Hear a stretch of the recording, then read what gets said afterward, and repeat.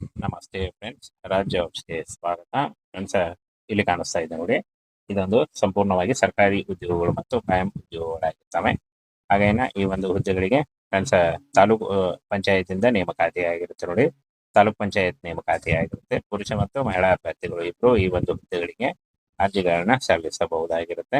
Data entry operator ಮತ್ತು ಮೇಲ್ವಿಚಾರಕ ಹುದ್ದೆಗಳು ನೋಡಿ. ಸೂಪರ್ವೈಸರ್ ಮತ್ತು ಡೇಟಾ ಎಂಟ್ರಿ ಆಪರೇಟರ್ ಹುದ್ದೆಗಳಿಗೆ ಹೊಸ ಸೂಚನೆ ಬಿಡುಗಡೆಯಾಗಿದೆ ನೋಡಿ. ಈ ಒಂದು ಹುದ್ದೆಗಳ ಬಗ್ಗೆ ನೋಟಿಫಿಕೇಶನ್ ನಮ್ಮ ಟೆಲಿಗ್ರಾಮ್ ಚಾನಲ್ ಇರುತ್ತೆ ನೋಡಿ, ಅಲ್ಲಿ ಹೋಗಿ ನೀವು ಡೌನ್ಲೋಡ್ ಮಾಡಿಕೊಂಡು ಇನ್ನೂ ಹೆಚ್ಚಿನ ಮಾಹಿತಿಯನ್ನ ತಿಳ್ಕೊಬಹುದು ನೋಡಿ. ಉದ್ಯೋಗದ ವಿವರವನ್ನ ನೋಡೋದಾದ್ರೆ, ನೇಮಕಾತಿಯ ಸಂಸ್ಥೆ ಕರ್ನಾಟಕ ರಾಜ್ಯ ಗ್ರಾಮೀಣ ಜೀವನೋಪಾಯ ಪರಿವರ್ತನಾ ಸಂಸ್ಥೆ ತಾಲೂಕು ಪಂಚಾಯತ್ ನೇಮಕಾತಿಯಾಗಿರುತ್ತೆ.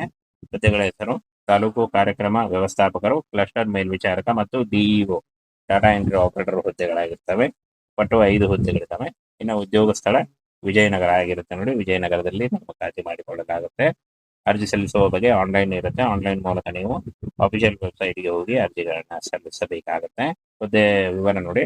ತಾಲೂಕು ಕಾರ್ಯಕ್ರಮ ವ್ಯವಸ್ಥಾಪಕರು 1 ಹುದ್ದೆ, ಕ್ಲಸ್ಟರ್ ಮೇಲ್ವಿಚಾರಕ 3 ಹುದ್ದೆ ಹಾಗೂ ಡಾಟಾ ಎಂಟ್ರಿ ಆಪರೇಟರ್ ಮತ್ತು MIS ಸಂಯೋಜಕರು 1 ಹುದ್ದೆ ಇದೆ ನೋಡಿ. ಈ ಒಂದು ಹುದ್ದೆಗಳಿಗೆ ಆಯ್ಕೆ ಮಾಡಿಕೊಂಡು ನೀವು ಅರ್ಜಿಗಳನ್ನ ಸಲ್ಲಿಸಬಹುದಾಗಿರುತ್ತೆ. ಇನ್ನು ವಿದ್ಯಾರ್ಹತೆಯನ್ನ ನೋಡೋದಾದ್ರೆ 10th PUC ಹಾಗೂ ಡಿಗ್ರಿ ಮಾಡಿದಂತಹ ಬೋತ್ ಮೇಲ್ ಅಂಡ್ ಫಿಮೇಲ್ ಪುರುಷ ಮತ್ತು ಮಹಿಳಾ ಅಭ್ಯರ್ಥಿಗಳು ಇಬ್ಬರು ಅರ್ಜಿಗಳನ್ನ ಸಲ್ಲಿಸಬಹುದು. ತಾಲೂಕು ಕಾರ್ಯಕ್ರಮ ವ್ಯವಸ್ಥಾಪಕರು ಪದವಿ ಮಾಡಿರ್ಬೇಕಾಗತ್ತೆ. ಹಾಗೆ ಕ್ಲಸ್ಟರ್ ಮೇಲ್ವಿಚಾರಕರು ಯಾವುದೇ ಡಿಗ್ರಿ ಅಥವಾ PUC ಮಾಡಿರ್ಬೇಕು. ಇನ್ನು SLC ಪಾಸ್ ಮಾಡಿದಂತಹ ಅಭ್ಯರ್ಥಿಗಳು ಕೂಡ ಈ ಒಂದು ಹುದ್ದೆಗಳಿಗೆ ಅರ್ಜಿಗಳನ್ನ ಸಲ್ಲಿಸಬಹುದಾಗಿರುತ್ತೆ. ಇನ್ನು ವಯೋಮಿತಿಯನ್ನ ನೋಡೋದಾದ್ರೆ ಈ ಒಂದು ಹುದ್ದೆಗಳಿಗೆ 45 ವರ್ಷದ ಒಳಗಿನವರು ಅರ್ಜಿಗಳನ್ನ ಸಲ್ಲಿಸಬಹುದು. OBC ಅಭ್ಯರ್ಥಿಗಳಿಗೆ 3 ವರ್ಷ, SC ಅಭ್ಯರ್ಥಿಗಳಿಗೆ 5 ವರ್ಷ ಹಾಗೂ PWD ಅಭ್ಯರ್ಥಿಗಳಿಗೆ 10 ವರ್ಷಗಳ ವಯೋಮಿತಿ ಸಲ್ಲಿಕೆ ಕೂಡ ಇರುತ್ತೆ. ಆದಷ್ಟು ನಿಮ್ಮ ವಯಸ್ಸಿನ ಲೆಕ್ಕಾಚಾರ ಮಾಡಿಕೊಂಡು ನೀವು ಈ ಒಂದು ಹುದ್ದೆಗಳಿಗೆ ಅರ್ಜಿಗಳನ್ನ ಸಲ್ಲಿಸಬಹುದು. 18,000ದಿಂದ 20,000ವರೆಗೂ ಪರ್ ಮಂತ್ ಸ್ಯಾಲರಿ ಆಗಿರುತ್ತೆ ನೋಡಿ. ಇದು ಜಾಸ್ತಿ ಕೂಡ ಆಗ್ತಾ ಹೋಗುತ್ತೆ. ಹಾಗೇನ ಅರ್ಜಿ ಶುಲ್ಕವನ್ನ ನೋಡೋದಾದ್ರೆ, ಈ ಒಂದು ಹುದ್ದೆಗಳಿಗೆ ಯಾವುದೇ ರೀತಿಯಾದಂತಹ ಅರ್ಜಿ ಶುಲ್ಕ ಇರಲ್ಲ. ಫ್ರೀಯಾಗಿ ನೀವು ಅರ್ಜಿಗಳನ್ನ ಸಲ್ಲಿಸಬಹುದು. ಹಾಗೆ ಇದುವರೆಗೂ ಯಾರು ನಮ್ಮ ಟೆಲಿಗ್ರಾಮ್ ಚಾನಲ್ಗೆ ಜಾಯ್ನ್ ಆಗಿಲ್ಲ, ಈಗಲೇ ಜಾಯ್ನ್ ಆಗಿ ಹೆಚ್ಚಿನ ಉದ್ಯೋಗ ಮಾಹಿತಿಗಳಿಗಾಗಿ. ಹಾಗೆ ಫ್ರೆಂಡ್ಸ್, ಈ ಒಂದು ಹುದ್ದೆಗಳ ಬಗ್ಗೆ ನೋಟಿಫಿಕೇಶನ್ ನಮ್ಮ ಟೆಲಿಗ್ರಾಮ್ ಚಾನಲ್ ಇರುತ್ತೆ ನೋಡಿ. ಇನ್ನ ಫ್ರೆಂಡ್ಸ್, ಆಯ್ಕೆ ವಿಧಾನವನ್ನ ನೋಡೋದಾದ್ರೆ ನೇರ ನೇಮಕಾತಿ ಇರುತ್ತೆ ನೋಡಿ. ನೇರವಾಗಿ ಸಂದರ್ಶನದ ಮೂಲಕ ಆಯ್ಕೆಯನ್ನ ಮಾಡಿಕೊಳ್ಳಲಾಗುತ್ತೆ.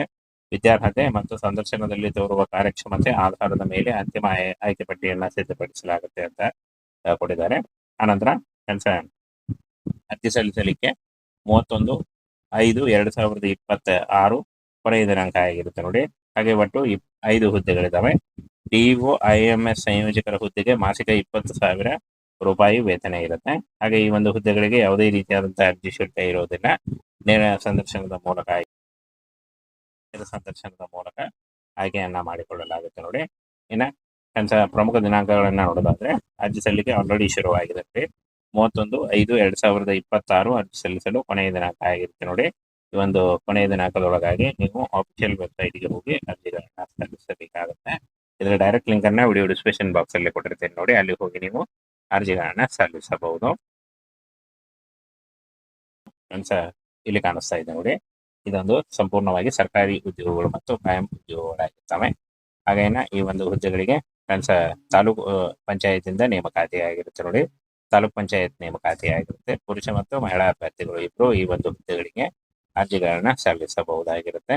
ಡಾಟಾ ಎಂಟ್ರಿ ಆಪರೇಟರ್ ಮತ್ತು ಮೇಲ್ವಿಚಾರಕ ಹುದ್ದೆಗಳು ನೋಡಿ. ಸೂಪರ್ವೈಸರ್ ಮತ್ತು ಡೇಟಾ ಎಂಟ್ರಿ ಆಪರೇಟರ್ ಹುದ್ದೆಗಳಿಗೆ ಹೊಸ ಸೂಚನೆ ಬಿಡುಗಡೆಯಾಗಿದೆ ನೋಡಿ. ಈ ಒಂದು ಹುದ್ದೆಗಳ ಬಗ್ಗೆ ನೋಟಿಫಿಕೇಶನ್ ನಮ್ಮ ಟೆಲಿಗ್ರಾಮ್ ಚಾನಲ್ ಇರುತ್ತೆ ನೋಡಿ, ಅಲ್ಲಿ ಹೋಗಿ ನೀವು ಡೌನ್ಲೋಡ್ ಮಾಡಿಕೊಂಡು ಇನ್ನೂ ಹೆಚ್ಚಿನ ಮಾಹಿತಿಯನ್ನ ತಿಳ್ಕೊಬಹುದು ನೋಡಿ. ಉದ್ಯೋಗದ ವಿವರವನ್ನ ನೋಡೋದಾದ್ರೆ, ನೇಮಕಾತಿಯ ಸಂಸ್ಥೆ ಕರ್ನಾಟಕ ರಾಜ್ಯ ಗ್ರಾಮೀಣ ಜೀವನೋಪಾಯ ಪರಿವರ್ತನಾ ಸಂಸ್ಥೆ ತಾಲೂಕು ಪಂಚಾಯತ್ ನೇಮಕಾತಿಯಾಗಿರುತ್ತೆ.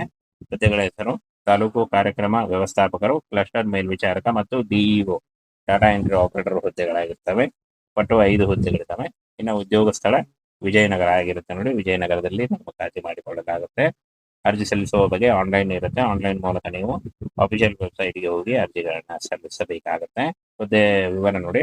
ತಾಲೂಕು ಕಾರ್ಯಕ್ರಮ ವ್ಯವಸ್ಥಾಪಕರು 1 ಹುದ್ದೆ, ಕ್ಲಸ್ಟರ್ ಮೇಲ್ವಿಚಾರಕ 3 ಹುದ್ದೆ ಹಾಗೂ ಡಾಟಾ ಎಂಟ್ರಿ ಆಪರೇಟರ್ ಮತ್ತು MIS ಸಂಯೋಜಕರು 1 ಹುದ್ದೆ ಇದೆ ನೋಡಿ. ಈ ಒಂದು ಹುದ್ದೆಗಳಿಗೆ ಆಯ್ಕೆ ಮಾಡಿಕೊಂಡು ನೀವು ಅರ್ಜಿಗಳನ್ನ ಸಲ್ಲಿಸಬಹುದಾಗಿರುತ್ತೆ. ಇನ್ನು ವಿದ್ಯಾರ್ಹತೆಯನ್ನ ನೋಡೋದಾದ್ರೆ 10th PUC ಹಾಗೂ ಡಿಗ್ರಿ ಮಾಡಿದಂತಹ ಬೋತ್ ಮೇಲ್ ಅಂಡ್ ಫಿಮೇಲ್ ಪುರುಷ ಮತ್ತು ಮಹಿಳಾ ಅಭ್ಯರ್ಥಿಗಳು ಇಬ್ಬರು ಅರ್ಜಿಗಳನ್ನ ಸಲ್ಲಿಸಬಹುದು. ತಾಲೂಕು ಕಾರ್ಯಕ್ರಮ ವ್ಯವಸ್ಥಾಪಕರು ಪದವಿ ಮಾಡಿರ್ಬೇಕಾಗತ್ತೆ. ಹಾಗೆ ಕ್ಲಸ್ಟರ್ ಮೇಲ್ವಿಚಾರಕರು ಯಾವುದೇ ಡಿಗ್ರಿ ಅಥವಾ PUC ಮಾಡಿರಬೇಕು. ಇನ್ನು SLC ಪಾಸ್ ಮಾಡಿದಂತಹ ಅಭ್ಯರ್ಥಿಗಳು ಕೂಡ ಈ ಒಂದು ಹುದ್ದೆಗಳಿಗೆ ಅರ್ಜಿಗಳನ್ನ ಸಲ್ಲಿಸಬಹುದಾಗಿರುತ್ತೆ. ಇನ್ನು ವಯೋಮಿತಿಯನ್ನು ನೋಡೋದಾದ್ರೆ ಈ ಒಂದು ಹುದ್ದೆಗಳಿಗೆ 45 ವರ್ಷದ ಒಳಗಿನವರು ಅರ್ಜಿಗಳನ್ನ ಸಲ್ಲಿಸಬಹುದು. OBC ಅಭ್ಯರ್ಥಿಗಳಿಗೆ 3 ವರ್ಷ, SC ಅಭ್ಯರ್ಥಿಗಳಿಗೆ 5 ವರ್ಷ ಹಾಗೂ PWD ಅಭ್ಯರ್ಥಿಗಳಿಗೆ 10 ವರ್ಷಗಳ ವಯೋಮಿತಿ ಸಲ್ಲಿಕೆ ಕೂಡ ಇರುತ್ತೆ. ಆದಷ್ಟು ನಿಮ್ಮ ವಯಸ್ಸಿನ ಲೆಕ್ಕಾಚಾರ ಮಾಡಿಕೊಂಡು ನೀವು ಈ ಒಂದು ಹುದ್ದೆಗಳಿಗೆ ಅರ್ಜಿಗಳನ್ನ ಸಲ್ಲಿಸಬಹುದು.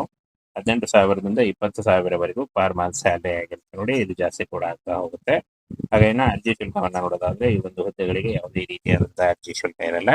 ಫ್ರೀಯಾಗಿ ನೀವು ಅರ್ಜಿಗಳನ್ನ ಸಲ್ಲಿಸಬಹುದು. ಹಾಗೆ ಇದುವರೆಗೂ ಯಾರು ನಮ್ಮ ಟೆಲಿಗ್ರಾಮ್ ಚಾನಲ್ಗೆ ಜಾಯ್ನ್ ಆಗಿಲ್ಲ, ಈಗಲೇ ಜಾಯ್ನ್ ಆಗಿ ಹೆಚ್ಚಿನ ಉದ್ಯೋಗ ಮಾಹಿತಿಗಳಿಗಾಗಿ. ಹಾಗೆ ಫ್ರೆಂಡ್ಸ್, ಈ ಒಂದು ಹುದ್ದೆಗಳ ಬಗ್ಗೆ ನೋಟಿಫಿಕೇಶನ್ ನಮ್ಮ ಟೆಲಿಗ್ರಾಮ್ ಚಾನಲ್ ಇರುತ್ತೆ ನೋಡಿ.